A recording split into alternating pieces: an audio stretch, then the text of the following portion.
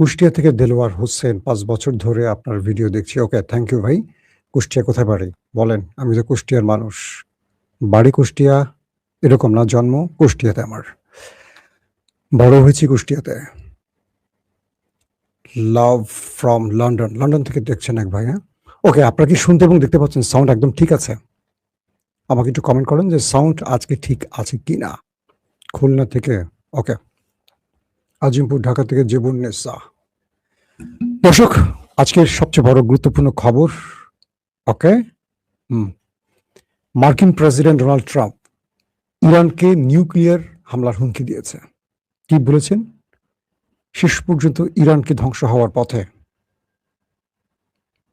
আর ইরানের একটি official statement না পেলেও কিছু আনঅফিসিয়াল স্টেটমেন্ট এসছে এরকম। কি হয়েছিল রাতে ইরানের সাথে আমেরিকার? ইরান একটা বড় বিপদ থেকে কি করে বেঁচে গেছে? মার্কিন যুক্তরাষ্ট্র ইরানকে আলোচনার নাম করে সামনে দৃশ্যপটে দেখাচ্ছে একটা, আর আড়ালে করছে আরেকটা। গভীর রাতে, অর্থাৎ রাত 12টা থেকে 1টার মধ্যে মার্কিন যুক্তরাষ্ট্রের 4টি ডিস্ট্রয়ার, ওয়ারশিপ, যুদ্ধজাহাজ হরমুজে প্রবেশ করে। টার্গেট হঠাৎ করে ইরানকে আক্রমণ করে হরমুজ প্রণালী দখল করবে। ইরানের 3টি পয়েন্টে সিরিজ বড় রকম হামলা করে, স্ট্রাইক চালায় আমেরিকা। বন্দর আব্বাস, হরমুজ প্রণালী এবং আরেকটি জায়গায়। ইরান তার হাত ট্রিগারে নিয়ে বসেছিল, কারণ ইরান আমেরিকার সম্পর্কে সবচেয়ে বেশি অবগত। যদি বলা হয় আমেরিকাকে হারে হারে চেনে কে, একটি দেশের নাম যদি বলতে হয় সেটার নাম ইরান। যদি 10টি দেশের নাম বলা হয় তাহলে সবার আগে ইরান। বুঝতে পারছেন? ডোনাল্ড ট্রাম্প তিনি ইরানকে বিভিন্ন রকম আলোচনার টেবিলে রাখছেন প্রতিদিনই। আজকে একটা, কালকে একটা, সোশ্যাল মিডিয়ায় বড় বড় কথা বলছেন, কিন্তু আলোচনার টেবিলে রাখছেন যাতে ইরান একটু ঘুমিয়ে পড়ে বা ইরান একটু শান্তিতে বিশ্রাম নিতে পারে, কারণ ওই সময়টিতেই অ্যাটাক করবে। মুসলিম হিস্ট্রি যারা পড়েছেন কম বেশি তারা জানবেন যে মুসলমানদের সাথে সেই বদর, উহুদ, খন্দক থেকে শুরু করে আজ অবধি ওই বিশ্বাসঘাতকরা পেছন থেকে এভাবেই কাজ করতে চায়। সেটা অটোমান বলেন, ওসমানী বলেন, উমাইয়া বলেন, সেলজুক বলেন, হ্যাঁ, যত সাম্রাজ্য আছে দেখবেন ওরা এই কাজটি করে। কিন্তু মুসলমানরা যারা ইমানের শক্তিতে বলিয়ান তারা কখনো হাত ট্রিগার থেকে সরায় না। তো ইরানের গুরুত্বপূর্ণ কয়েকটি স্থানে অ্যাটাক করে, হরমুজ দখলের চেষ্টা করে। ইরান তখন সঙ্গে সঙ্গে পাল্টা প্রতিরোধ করে, অর্থাৎ ইরানকে অ্যাটাক করে যখন দুর্বল করবে এইরকম একটি অবস্থা, ইরান সেখান থেকে অল্প সময়ের মধ্যে ঘুরে দাঁড়ায়। ইরান বলছে পৃথিবী হয়তো জানছে না, কে বলছে? ইরান। আসলে কি হয়েছিল সেই রাতে? ইরান বলছে রাত 1টা থেকে ভোর 6টা পর্যন্ত আমেরিকার সাথে ইরান লড়াই করেছে। রাত 1টা থেকে ভোর 6টা পর্যন্ত, এই গভীর রাতে এবং রাত থেকে ভোর হয়ে যায়, আমেরিকার প্রত্যেকটি অ্যাটাককে মোকাবেলা করে পাল্টা অ্যাটাক ইরান করেছে। শেষ পর্যন্ত মার্কিন যুদ্ধ জাহাজে যখন আগুন ধরে যায় তখন সেখান থেকে মার্কিন নেভি পালিয়ে যায়। অর্থাৎ ইরানের বড় ক্ষতির হাত থেকে ইরান নিজেকে রক্ষা করতে পেরেছে। এরপর ইরান বলছে যে আমাদেরকে ওরা আলোচনার টেবিলে ডাকে, আবার নীরবে বিশ্বাসঘাতকের মতো পেছন থেকে ছুরি মারতে চায়। এরপর ট্রাম্প বুঝতে পারছেন যে না, ইরানকে আর দুর্বল করা যাবে না। একদিকে ইসরায়েল, আরব আমিরাত সহ কয়েকটি দেশের চাপ আছে ইরানের, যে কোনোভাবে ইরানকে দুর্বল করতে হবে, নতুবা ইরান আমেরিকাকে অ্যাটাক করে বা এই লম্বা যুদ্ধ চালিয়ে যে শক্তি সঞ্চয় করেছে এবং আমেরিকাকে যেভাবে চোখে চোখ রেখে কথা বলছে, উল্টো আমেরিকা অপেক্ষায় থাকে ইরান কবে তার রেড ফোনে ফোনটা করবে। আমেরিকার প্রেসিডেন্ট ডোনাল্ড ট্রাম্প তার প্রতিনিধিকে কোট টাই শুট পরিয়ে রেডি করে বসে রাখেন ইরান কখন ডাকবে। তার মানে সবকিছু ইরানের উপর ডিপেন্ড করছে, আমেরিকার উপর ডিপেন্ড করছে না। ধরেন একটা বাংলাদেশ দিয়ে উদাহরণ দিই। বাংলাদেশে যদি কখনো আমেরিকা একজন ছোট্ট আন্ডার সেক্রেটারি, মামুলি একজন সহকারী সচিব হোক, উপসচিব হোক কিংবা যুগ্ম সচিব একটা টেলিফোন করে বলে আমরা বাংলাদেশে অমুক দলের ক্ষমতা দেখতে চাই না, পরের দিনে দেখবে সেনা কু হয়ে গেছে। অর্থাৎ আমেরিকার এত মামুলি একজন কর্তা যদি ফোন করে, বাংলাদেশে 111 ঘটে যায়, বাংলাদেশে বহু কিছু ঘটে যায়।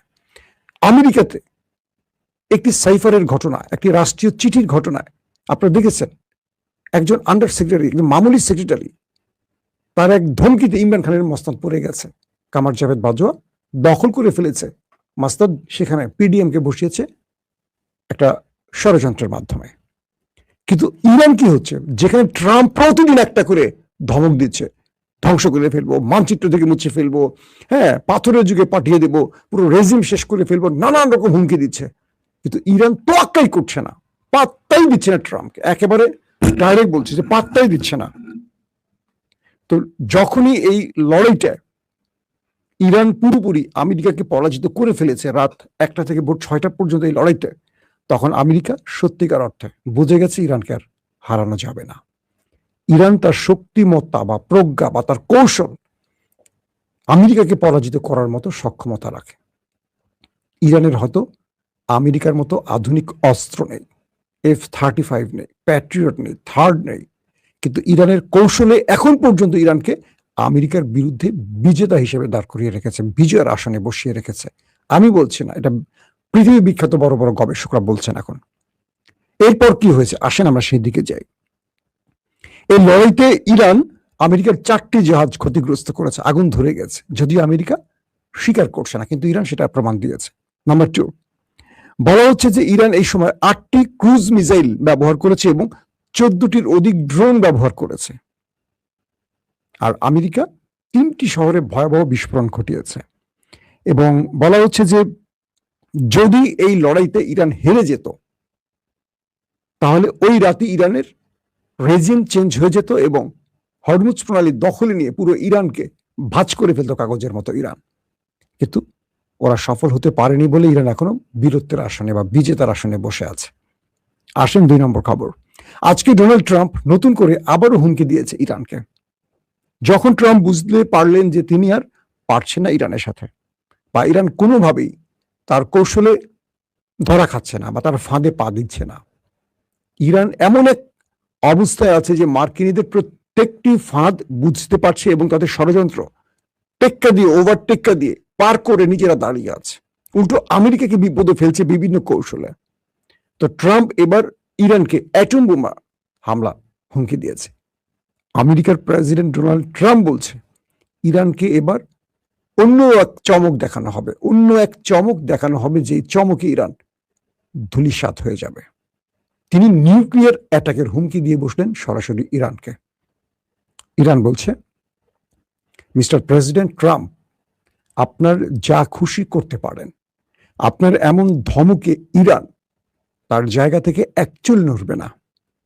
আমরা যে শর্তগুলো আপনাদের দিয়েছি, এই শর্ত থেকে আমরা সরব না। আপনার সাথে আমাদের সব রকম আলোচনা হবে, বাট নিউক্লিয়ার ইস্যুতে আমরা সিদ্ধান্ত পরিবর্তন করব না। ওই যে বললাম, মুস্তফা খামেনি তার বাবার মতো লম্বা সময় ক্ষমতায় ছিলেন না। আমি যদি বলি যে আয়াতুল্লাহ আলী খামেনি তার সারা জীবনে 100টা ভালো মন্দ কাজের মধ্যে 99টা ভালো কাজ করেছেন, কিন্তু একটি ভুল সিদ্ধান্ত নিয়েছেন তার জীবনে। আর সেটা কি, তিনি ইরানে ফতোয়া দিয়ে নিউক্লিয়ারকে হারাম ঘোষণা করেছে। কেন? এই নিউক্লিয়ার মানব ধ্বংসী বা মানব বিধ্বংসী একটি বোমা, পারমাণবিক বোমা, যেটা লক্ষ লক্ষ মানুষকে একসঙ্গে ধ্বংস করে ফেলে। তাই ইরানের মধ্যে তিনি এটাকে মাসালা দিয়ে হারাম ঘোষণা করেছিলেন, যে কারণে ইরান কখনো নিউক্লিয়ার তৈরি করেনি। যার ফলশ্রুতিতে আজকে আমেরিকা, ইসরায়েল ইরানে হামলার সুযোগ পেয়েছে। তারই ছেলে মুস্তফা খামেনি তিনি এসেই বলেছেন যে আজকে যদি আমাদের নিউক্লিয়ার থাকতো, তাহলে আমেরিকা বা ইসরায়েল আমাদের হামলার সুযোগ পেত না। যেমন উত্তর কোরিয়ার সাথে এত উত্তপ্ত বাক্য বিনিময় হয় আমেরিকার, কিন্তু উত্তর কোরিয়া একটা টোকাও মারে না আমেরিকা, কারণ তার কাছে লং রেঞ্জ মিসাইল আছে, তার কাছে পারমাণবিক আছে, হরেক রকমের মিসাইল আছে এবং হরেক ওয়ারহেড আছে, পাশাপাশি নিউক্লিয়ার আছে। এক নিউক্লিয়ারের জন্য উত্তর কোরিয়ার সাথে কখনো পাঙ্গা নেয় না। তো ইরান এখন এই নিউক্লিয়ার, যেটা তাদের কাছে সমৃদ্ধকরণ আছে, প্রায় 60% ইউরেনিয়াম সমৃদ্ধ করা আছে, এটি 90% হলে একটি পারমাণবিক বোমা তৈরি করা যায়। তো বিশেষজ্ঞরা বলছেন যে ইরান এই যুদ্ধের মধ্যেই তার আন্ডারগ্রাউন্ডে বসে হয়তো নিউক্লিয়ার তৈরির চূড়ান্ত সিদ্ধান্তে আছে। এখন এখানে দুরকম তথ্য পাওয়া যায়। এক, হয় ইরান তৈরি করে ফেলেছে, এই জন্য ইরান আমেরিকাকে তোয়াক্কা করছে না, কারণ যখনই আমেরিকা নিউক্লিয়ার অ্যাটাকের চূড়ান্ত সিদ্ধান্ত নেবে ইরান জানবে, দেখা যাবে সেই দিন ইরান রাতে কোন একটি জায়গায় নিউক্লিয়ার অ্যাটাক পরীক্ষা চালিয়ে বসবে। হতে পারে ইরান একদম চূড়ান্ত পর্যায়ে আছে, তৈরির একদম কাছাকাছি আছে, নানান রকম বাধা বিপত্তির জন্য হয়তো পারছে না, সেখানে হয়তো ইরান আছে। হয়তো বা ইরান করে ফেলেছে, জানাচ্ছে না, ইসরায়েলের মতো। এরকম অনেক তথ্য আসে, তথ্য তো আমার বানানো না। অনেকেই বলে যে ভাই সে অনেক আগে থেকে শুনছি, কিন্তু কই দেখছি না তো। ইসরায়েল যে পারমাণবিক শক্তির মালিক আমরা সবাই জানি, কিন্তু ইসরায়েল বলে, অ্যাডমিট করে। Anything wrong? তো এই অবস্থার মধ্যে ভাই ভারত বাংলাদেশের উপর দিয়ে মিসাইল ছুড়েছে 8/5/26। হ্যাঁ, এটা নিয়ে আজকে আমি খবর দিয়েছি, আপনারা দেখেছেন কিনা একটু ভালো করে চেক করবেন। দুপুরের দিকে আমি একটি খবর দিয়েছি, আপনারা হয়তো মিস করেছেন।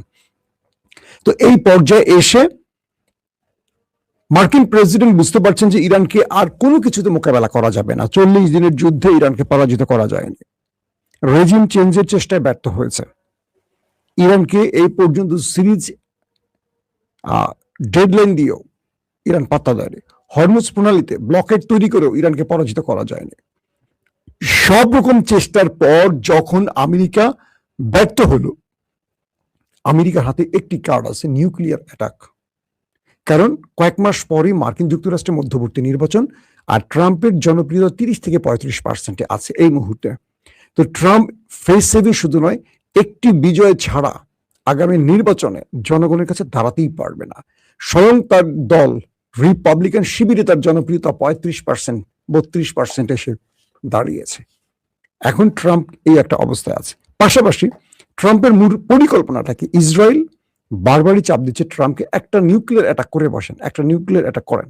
অর্থাৎ ইসরায়েল প্রতি মুহূর্তে আমেরিকাকে চাপ দিচ্ছেন। ইসরায়েল আমেরিকাকে নতুন যে বুদ্ধিটা দিয়েছে সেটা হলো, আপনি ইরানের মধ্যে একটা বড় অ্যাটাক করেন, নিউক্লিয়ার অ্যাটাক চালান, পুরো ইরানিরা রাস্তায় নেমে আসবে। এই সময়টাতেই সরকার বিরোধীরা রাস্তায় নেমে আসবে এবং ইরানের রেজিম চেঞ্জ ঘটানোর জন্য তারা কাজ শুরু করবে। কিন্তু মার্কিন গোয়েন্দা বাহিনীগুলোর যে তথ্য, সেই তথ্য মতে যারা বিগত সময় ইরানের এই খামিনি সরকার বা এই রেজিম পরিবর্তনে মাঠে নেমেছিলেন, শত শত মানুষ মারা গেছে। আপনাদের মনে আছে, আইন শৃঙ্খলা বাহিনীর উপর অস্ত্র তুলেছিলেন এই বিক্ষোভকারীরা, যেটা ইরানে খুব একটা হয়নি, কারণ এই কাজটি সিআইএ এবং মোসাদ করিয়েছিল, জানেন আপনারা। কিন্তু এখন এই মুহূর্তে পুরো ইরান ঐক্যবদ্ধ হয়ে গেছে। কেউ আমেরিকা ইসরায়েলের ডাকে রেজিম চেঞ্জে নামছে না। ইসরায়েলের নেতানিয়াহু বারবারই বলছেন, হে ইরানিরা ঘুমিয়ে আছে কেন, নামো, তোমাদের জন্য আমরা লড়াই করছি, তোমরা সড়কে নামো, রেজিম চেঞ্জের জন্য তোমরা তোমাদের লড়াইটা করো। কেউ নামছে না, কারণ পুরো ইরানিরা বুঝতে পেরেছে এরা বর্গী হয়ে এসছে, এরা ইরানের সম্পদ লুট করতে এসছে, ইরানকে ধ্বংস করতে আসছে। এরা সরকার শুধু পরিবর্তন না, একটা যেন ইরান তৈরি করতে চায়, যারা মার্কিন যুক্তরাষ্ট্রের পাপেট হয়ে থাকবে আরব রাষ্ট্রের মতো। এখন নিউক্লিয়ার অ্যাটাকের পর পুরো ইরানিদেরকে রাস্তায় নামিয়ে রেজিম চেঞ্জের একটা নাটক করতে চায় এবং এর মাধ্যমে ইরানকে পরাজিত করতে চায়।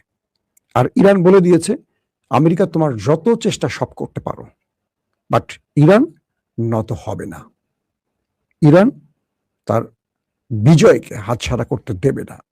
ইরান তার শক্তিমত্তা থাকা অবস্থা, অর্থাৎ যতদিন সে পারবে লড়াই করতে, সে শত্রুর সাথে আপোষ করতে রাজি নয়। এটি ইরান। আল্লাহ হাফিজ। ওপেন দাইস মানে সত্যকে সত্য বলা, মিথ্যেকে মিথ্যে বলা। আমরা শোনা কথা নয়, চোখে যা দেখি তাই বলি।